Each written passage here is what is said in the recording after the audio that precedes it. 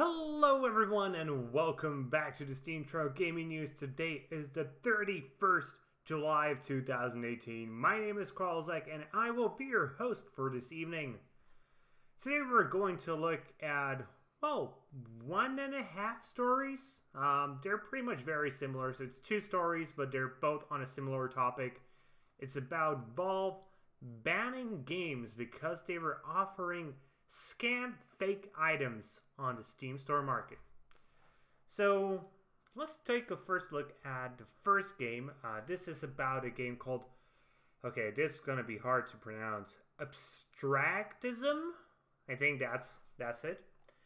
And the Steam has been removed from the Steam store after, well, person who's been called a reputable and experienced Steam community market trader reported it over the weekend because he has been scammed by over an item from its community market.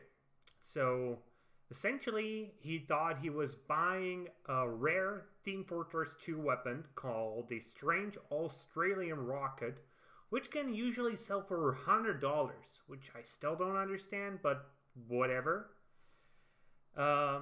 But it was not actually this item. It was a visually identical item, but otherwise very different from Abstractism, which, as you might guess, is pretty much worthless.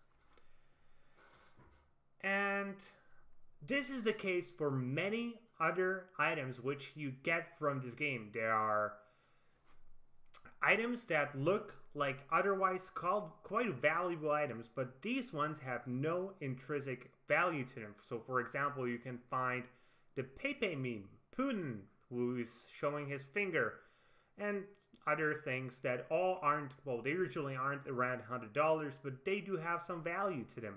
But the items from the game Abstractism, they usually sell for close to nothing. There were also some suspicions which were around on July 23rd, where there was an announcement that said you will get the item drops from this game in 15-minute increments, and the longer you will have the game running, the better items you will get.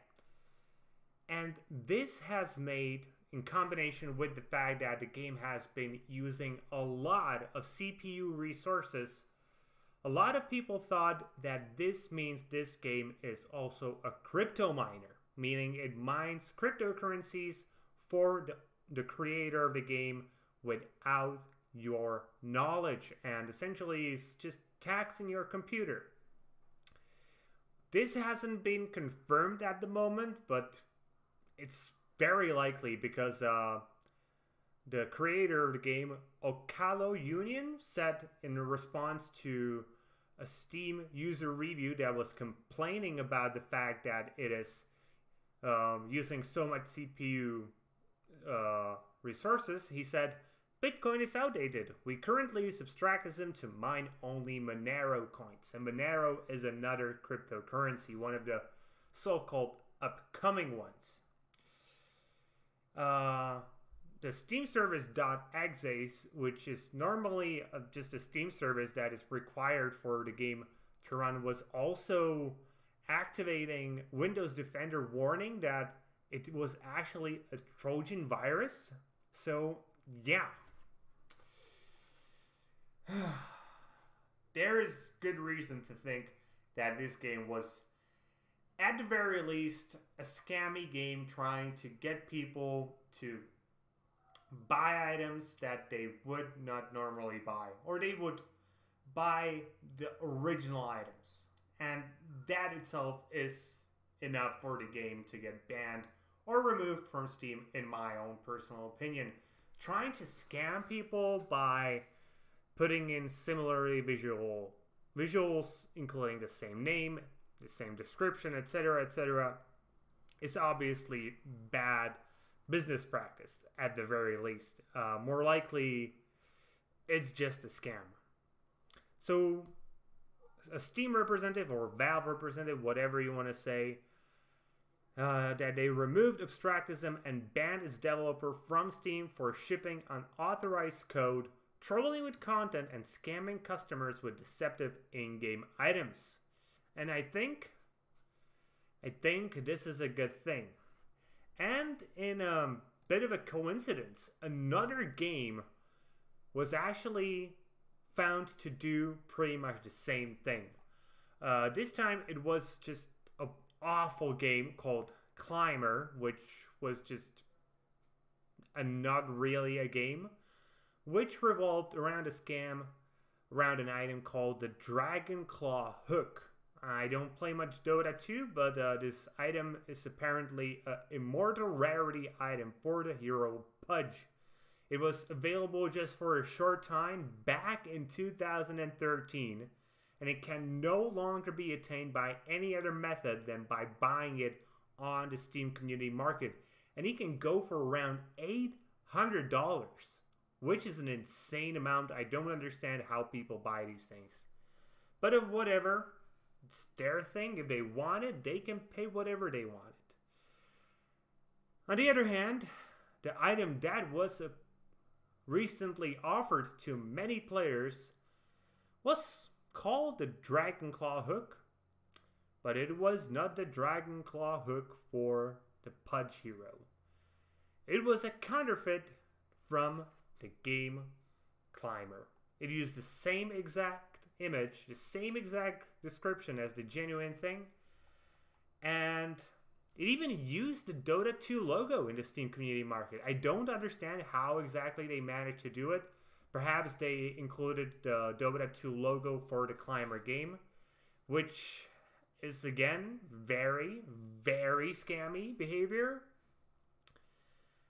And just bad. I understand on one hand why people do this. It's a very easy source of money. On the other hand, I really despise this. I wish people wouldn't do this, and I wish all of the gaming market would just be daisies and roses. But that's not gonna happen. So if you yourself see any item that is trying to look like an item that has some real value on the Steam Community Market, and you know it's not it uses the same name, same visual, same description, be sure to report it. It is important that we, the good guys on the Steam Community Market and in the gaming community in general, act sort of like quote-unquote the police, I guess. I know it's not exactly the term, and I know we're essentially being snitches. But the thing is, sometimes it is important to tell the quote-unquote authorities that something is wrong. Otherwise, it will never get fixed. And we need to take it upon ourselves to be the ones who take care of these things and don't just rely on others to do it for us. So again, if you ever see any behavior on the Steam Market or wherever else in gaming, be sure to report it to the people who have the ability and power to punish these people. Because that's the only way our community will ever be as good as it can be.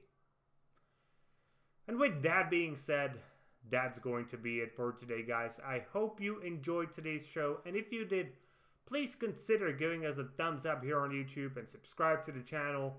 If you're watching on Steam, maybe you want to give us an upvote and follow the blog.